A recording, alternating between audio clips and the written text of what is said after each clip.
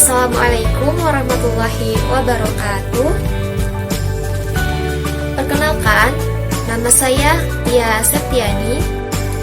Saya mahasiswa program studi Pendidikan Agama Islam semester 7 karyawan Fakultas Ilmu Keislaman Universitas Islam Al-Ihya Kuningan.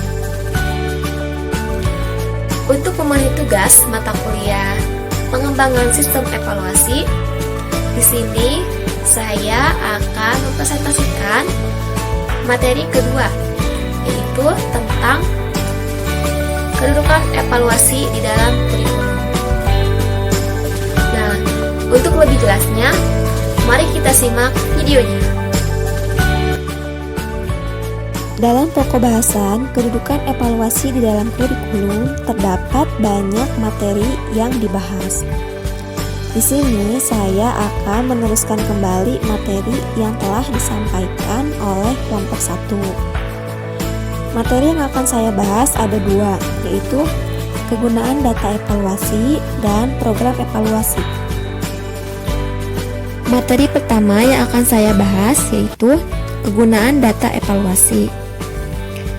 Di dalam kegunaan data evaluasi, kita dapat mengklasifikasikan ke dalam 4 golongan. Yang pertama yaitu penggunaan administratif.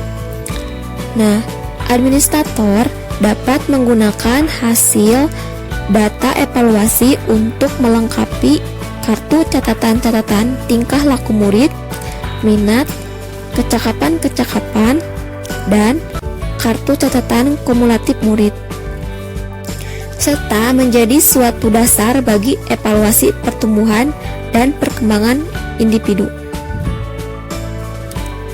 Penggunaan lain bagi administrator ialah untuk melengkapi laporan-laporan kepada orang tua murid. Seringkali data yang diperoleh melalui tes-tes, kuesioner, wawancara, atau catatan-catatan harian merupakan data bukti-bukti penting yang sangat diperlukan untuk melengkapi laporan kepala sekolah dan guru-guru kepada orang tua murid atau rapat DP3 yang diadakan oleh sekolah. Selain itu, dapat digunakan sebagai catatan-catatan objektif dan sistematis dari murid-murid yang sangat diperlukan jika seseorang murid pindah ke sekolah lain. Kemudian, administrator dapat juga menggunakan data evaluasi itu untuk melengkapi laporan-laporan periodik tentang kemajuan sekolah kepada instansi-instansi atasan yang memerlukan. Kegunaan data evaluasi yang kedua yaitu penggunaan instruksional. Di sini, supervisor dapat menggunakan data evaluasi itu untuk berbagai keperluan. Antara lain, yang pertama, untuk membantu atau menolong guru-guru dalam cara mengajar yang lebih baik. Hal ini dimungkinkan bila guru-guru maupun supervisor sama-sama mengetahui data tentang status murid dan juga kebutuhan-kebutuhan serta minat-minatnya. Yang kedua yaitu untuk menentukan status kelas atau murid dalam hubungannya dengan tujuan-tujuan pokok kurikulum. Hal ini akan memungkinkan supervisor mengevaluasi metode-metode mengajar dan bahan-bahan pelajaran yang diberikan. Selanjutnya, bagaimana mengubah dan memperbaiki cara mengajar serta hubungan guru dengan murid yang sebaik-baiknya.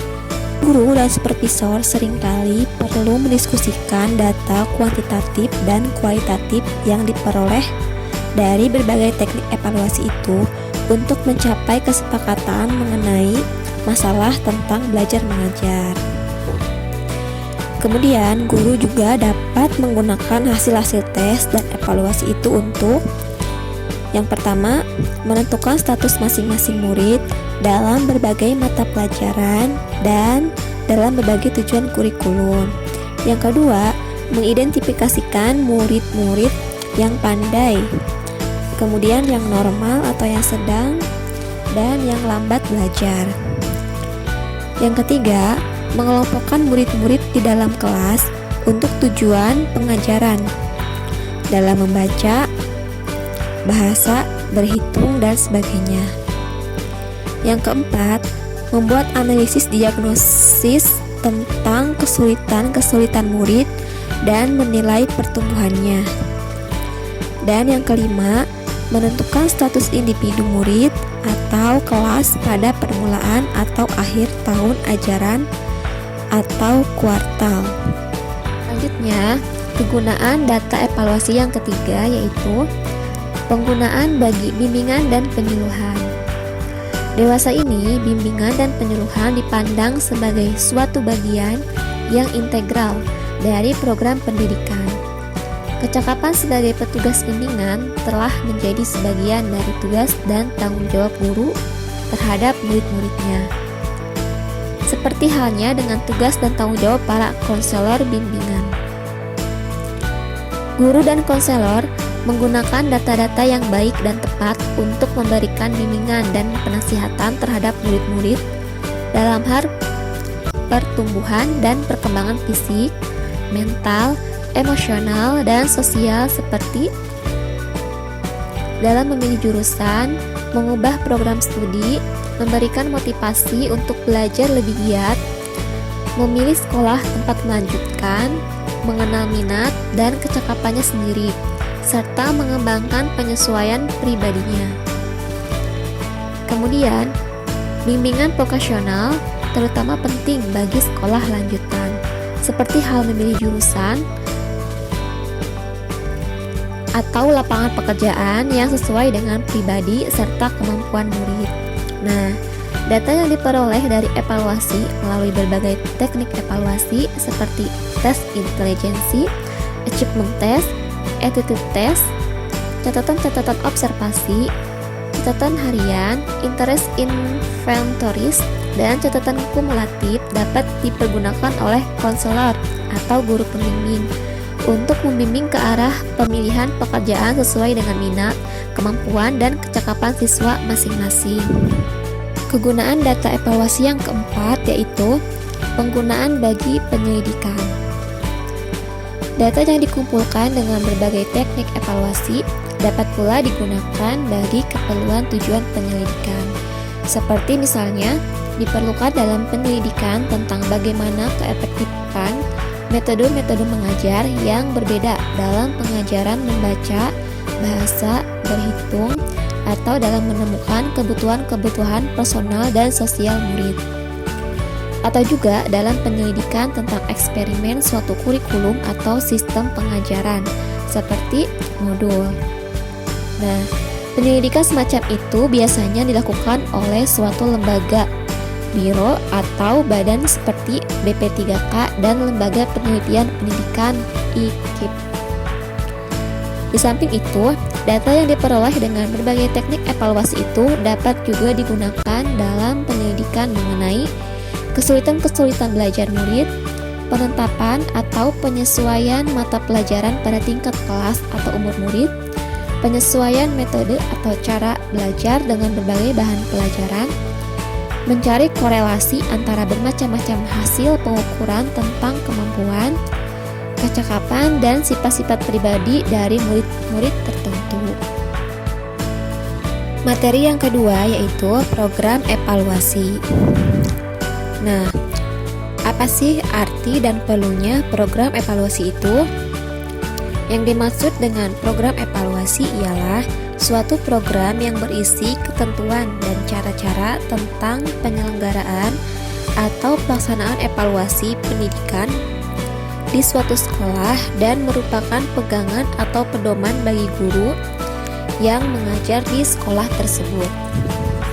Kenyataan menunjukkan bahwa sekolah-sekolah kita pada umumnya tidak memiliki program penilaian yang baik dan rinci seperti yang diharapkan.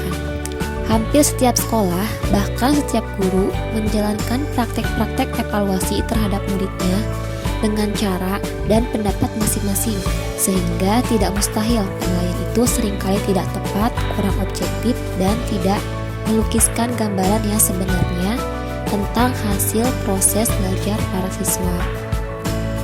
Di sekolah-sekolah, pekerjaan evaluasi seluruh kemajuan belajar setiap siswa dipatokkan sebagai hasil dari pendidikan di sekolah. Hal ini dilakukan bersama-sama oleh guru-guru yang mengajar di sekolah itu. Sistem kerjasama seperti ini memang baik jika 1. Setiap guru menyadari dan memahami tujuan bersama yang hendak dicapai dengan seluruh kegiatan evaluasi yang dilakukan di sekolah itu, yakni mengevaluasi pertumbuhan dan perkembangan siswa dalam proses kegiatan belajar untuk mencapai tujuan seperti tercantum di dalam kurikulum sekolah. Nah, yang kedua, setiap guru mengetahui apa dan bagaimana melakukan evaluasi itu untuk mencapai tujuan bersama seperti tercantum di dalam kurikulum itu. Dengan kata lain, setiap guru memiliki kecakapan dan keterampilan yang diperlukan dalam melaksanakan kegiatan evaluasi. Selanjutnya, yang kedua, beberapa hal yang perlu mendapat perhatian dalam penyusunan program evaluasi.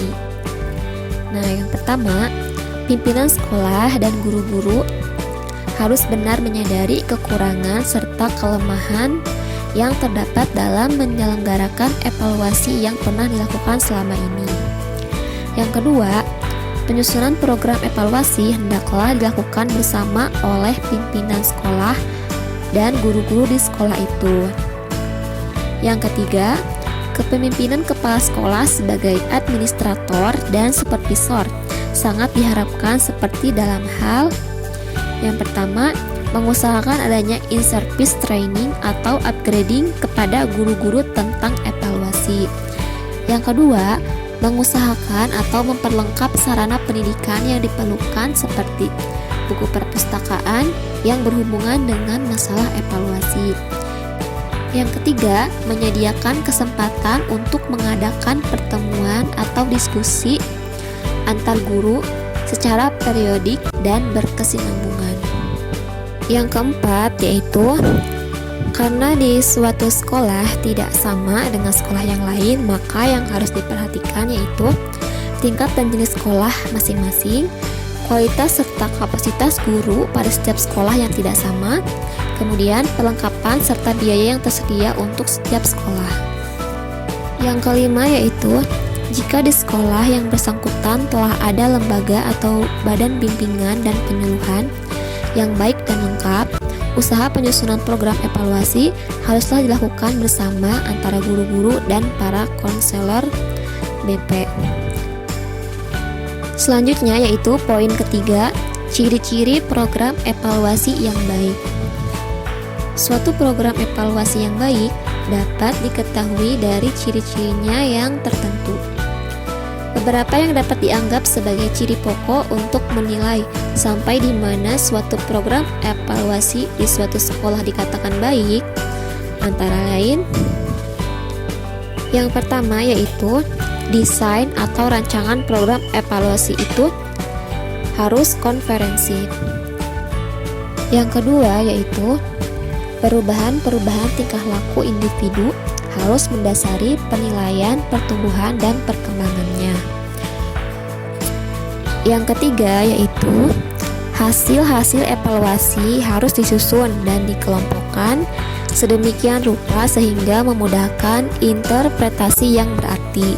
Yang keempat yaitu program evaluasi haruslah berkesinambungan dan saling berkaitan dengan kurikulum.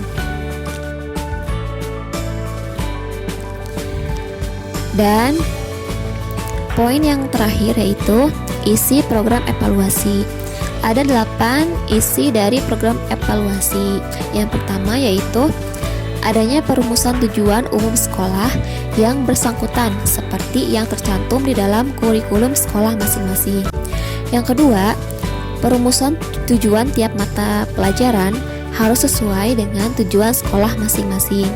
Yang ketiga, perumusan tujuan tiap mata pelajaran menjadi tujuan-tujuan instruksional yang jelas dan sesuai dengan aspek-aspek pertumbuhan siswa yang dikehendaki oleh tujuan kurikulum sekolah itu. Yang keempat, rincian tentang aspek-aspek pertumbuhan siswa yang harus diperhatikan dalam setiap kegiatan evaluasi seperti sikap, watak, kecakapan, pengetahuan, keterampilan, cara berpikir, kepemimpinan, serta cara penyesuaian diri secara emosional dan sosial. Yang kelima, ketentuan tentang pemilihan alat-alat evaluasi yang sesuai dan dapat dipergunakan untuk mengevaluasi setiap aspek pertumbuhan yang dikehendaki. Yang keenam yaitu ketentuan dan petunjuk-petunjuk tentang cara-cara men-skor dan cara mengolahnya. Yang ketujuh, ketentuan dan petunjuk-petunjuk tentang syarat-syarat kerja yang harus diperhatikan dalam setiap tindakan evaluasi, seperti bagaimana cara melaksanakannya dan alat-alat apa saja yang harus dipersiapkan. Yang kedelapan, menentukan tentang jadwal kegiatan evaluasi. Baik, mungkin itu saja presentasi dari saya tentang materi kedudukan evaluasi di dalam kurikulum. Mohon maaf bila terdapat banyak kekurangan. Dan semoga bermanfaat untuk teman-teman semuanya. Saya tutup. Wabillahi taufik wal hidayah. Wassalamualaikum warahmatullahi wabarakatuh.